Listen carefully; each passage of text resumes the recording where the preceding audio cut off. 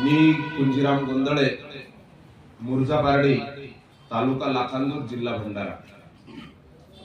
बालभारतीवर मराठीच्या विषयावर मी सदस्य सुद्धा आहे आणि पहिली दुसरीची जी नवीन पुस्तक आहे ती आम्ही तयार केलेली आहे. माझ्याकडे विषय देण्यात आलेला चुलबल. आता तुम्ही म्हणाल ते चुलबल कुठून आणला, कारण तुम्हाला या परिसरामध्ये ती वाहत येत नाही ना. पण तुम्हाला डॉक्टर बोरकरांचं झाडी गौरव गीत आठवत असेल. त्याच्यामध्ये म्हटलेलं आहे, वैन गंगा चुलबन संगा, वैन गंगा चुलबन संगा, या झाडीची नाडी. बघा, बोरकरांनी ते एका ओळीमध्येच झाडीची नाडी सांगितलेली आहे. याच्या अगोदर वैनगंगेवर बोलले, आता मी चुलबल. आता तुम्हाला वाटेल की चुलबल हे काय नाव आहे, या नावाचा काही उगम आहे का?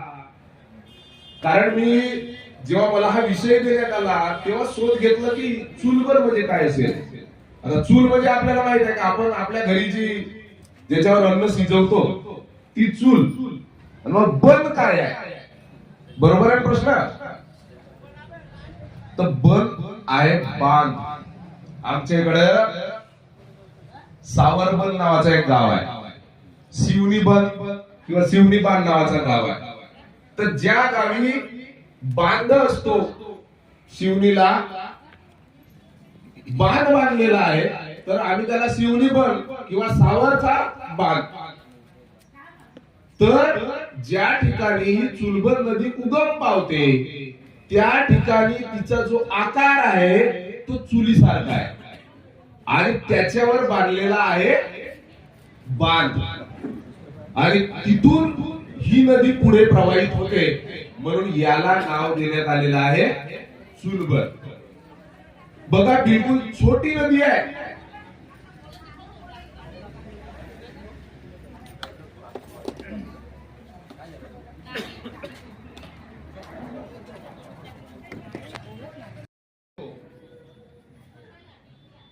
तर बघा, आता तुम्हाला चुलबल हा जरी नाव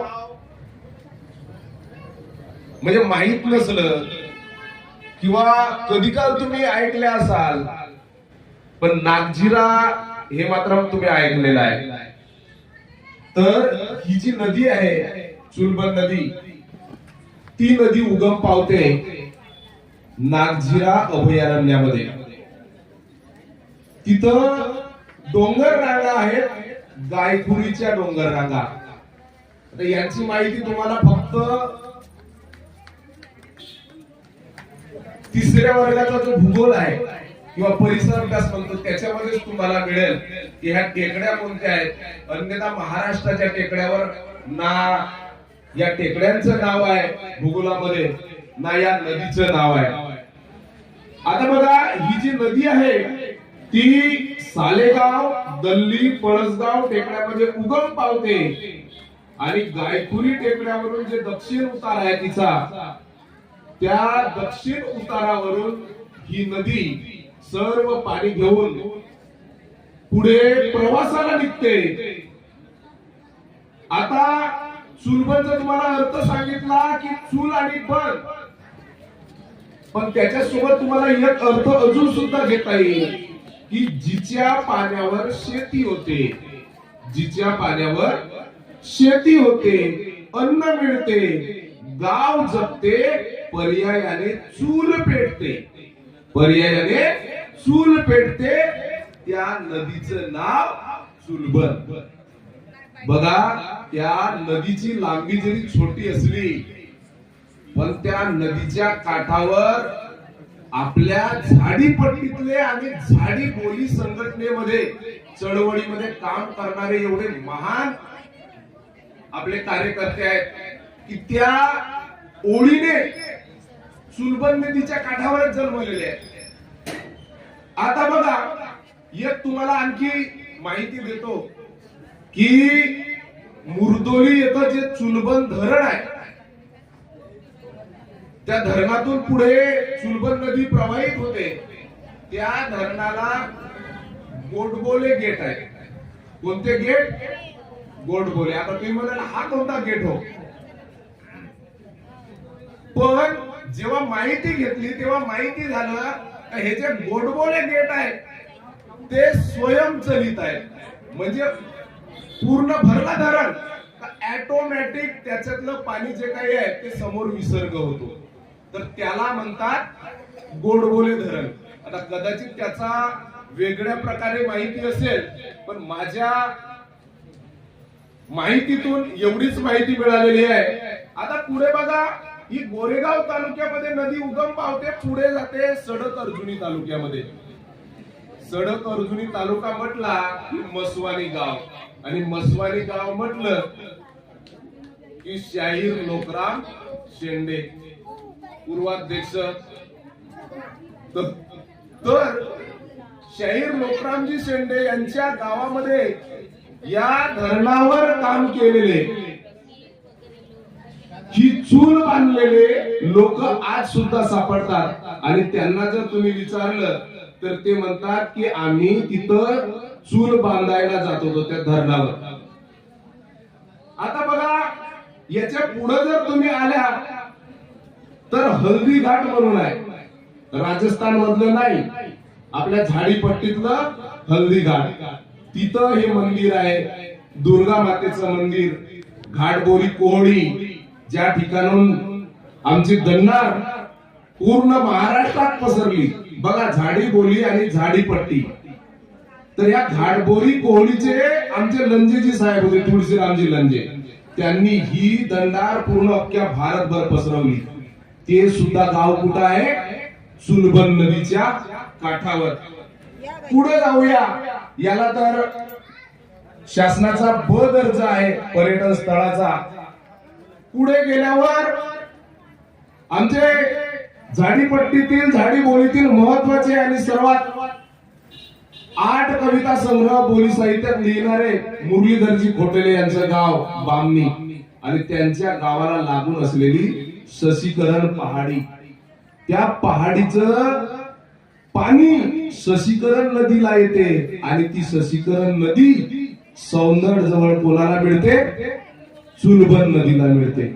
बघा, जिथं जिथं चुलबन नदी गेली तिथं तिथं तिनं झाडी बोलीचा एक एक कार्यकर्ता, आणि तो निव्वळ कार्यकर्ता नाही तर झाडी बोलीचा हिरा त्या ठिकाणी मानानं पोवलेला आहे. आता पुढे येते ती साकोली तालुक्यामध्ये. आता साकोली तालुका म्हणजेच बोली महर्षी डॉक्टर हरिश्चंद्र बोरकर यांचा तालुका, त्यांचं राहण्याचं ठिकाण. आणि त्या ठिकाणी तुम्हाला माहिती असेल त्याच्या जवळ लवारी उमरी. आमचे संत कवी डोमाजी महाराज कागदते, आमचे सचिव राम महाजन यांचे हे गाव, त्यांच्या काठाने ही चुलबन नदी जाते. आणि सर्वात महत्वाचं पुढे जाते ती दुर्गाबाईच्या डोहावर.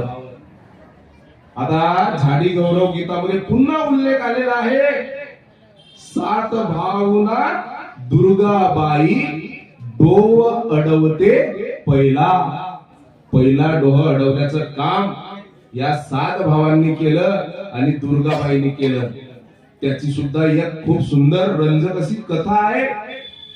आणि त्या कथेवरूनच आज सुद्धा ज्या आमच्या आज्या असतील, आया असतील, आपल्या नातवाला त्याच्यावर वाक्प्रचार पडलेला आहे. एखादा जर मुलगा कपडे घातलेला नसेल तर त्याला काय म्हटलं जाते माहिती आहे? अरे हा दुर्गाबाईचा भाऊ. कोणाचा भाऊ? दुर्गाबाईचा भाऊ.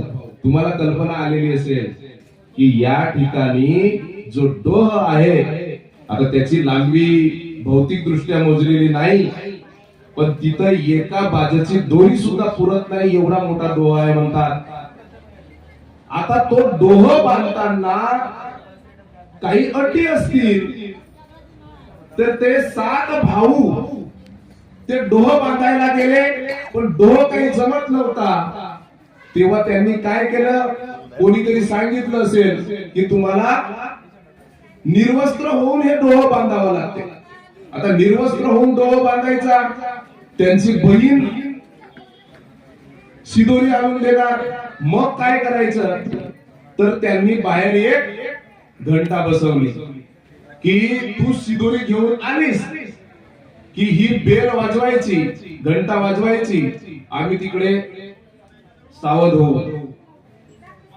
पण एक दिवस काय झालं, त्या बहिणीला वाटलं की माझे भाऊ असं का सांगतात की तू घंटी वाजव मग येजो तिकडे. एक दिवस तिनं काय केलं दुर्गाबाईने की घंटा न वाजवताच ती त्या डोहामध्ये उतरली आणि मग तिला तिचे भाऊ ते निर्वस्त्र दिसले. या बहिणीला खूप पश्चाताप झाला की मी माझ्या भावांना निर्वस्त्र पाहिलं, म्हणून तिनं त्याच डोहामध्ये त्याच पाण्यामध्ये उडी मारली आणि स्वतःच जीवनदान दिलं. आता त्या शोकाने या 7 भावांना सुद्धा अत्यंत शोक झाला आणि तिथंच त्यांनी सुद्धा जीवनदान दिलं आणि तोच संदर्भ आज सुद्धा दिला जातो, तो म्हणजे दुर्गाबाईचा डोह. आता तुम्ही संक्रांतीला या, तुम्हाला तिथं 3 दिवसाची यात्रा आणि अत्यंत शेतोपयोगी म्हणजे शेतीचे जे काही साधनं असतील ते तुम्हाला दुर्गाबाईच्या डोहावर भेटणारच. वर्षभर जरी तुम्ही वाट पाहाल तरी काही लोक दुर्गाबाईच्या डोहाची वाट पाहतात. तर मी कुठून आणीन काही साहित्य, दुर्गाबाईच्या डोहाच्या यात्रेवरून आणीन. तर अशी आमची हे चुलबन नदी आहे. आता हे चुलबन नदी आमच्या खोटेले सरांची सासूरवाडी आहे, हा भाग अलाहिदा. पण त्याच्या पुढे ती जाते कुठं, तर ती जाते पुढे लाखांदूर तालुक्यामध्ये मोठी दिगोरी. आम्ही लहानपणात जेव्हा त्या नदीमधून जायचो, पूल नसायचा, आमचे वडील आम्हाला खांद्यावर बसवायचे आणि शिक्षणासाठी दुसरीकडे नेऊन द्यायचे. त्यामुळे तो सुद्धा एक धागा या चुलबन नदी सोबत आहे. जेव्हा आम्ही भूगोल पाहायचो, गोदावरी दिसायची, नर्मदा दिसायची, चुलबन कुठं दिसायची नाही, तेव्हा वाटायचं की आमच्या नद्या ह्या केव्हा येतील. पण बघा त्या सुद्धा आल्या. बोरकर साहेबांनी आपल्या साहित्यात आणल्या. मुरलीधर फोटेले सुद्धा म्हणतात, काय म्हणतात, त्यांच्या काऱ्या मातीतला हिवरा इसरा आपला प्रातिनिधिक कविता संग्रह आहे आणि त्याच्यामध्ये संदर्भ आलेला आहे. वाघवैना गाडवी चुलबन खोबरा गडी, पुडापुडाच वायते फुलवते थडी थडी.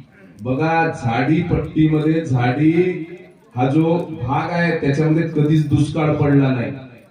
पडला तो पश्चिम महाराष्ट्रात. अरे मोठाल्या नद्या आहेत भाऊ, गोदावरी आहे, तिच्या सोबतच्या बाकीच्या साऱ्या नद्या त्याच्यात आपण गुणगौरव करतो. दुष्काळ कोठे? मराठवाड्यात, पश्चिम महाराष्ट्रात. आमच्या झाडीत पडला का? नाही, आमच्या नद्याचा उल्लेखही नाहीये. तरी सुद्धा आमच्या नद्या आम्हाला कधीच दुष्काळाला सामोरे त्यांनी जाऊ दिलं नाही.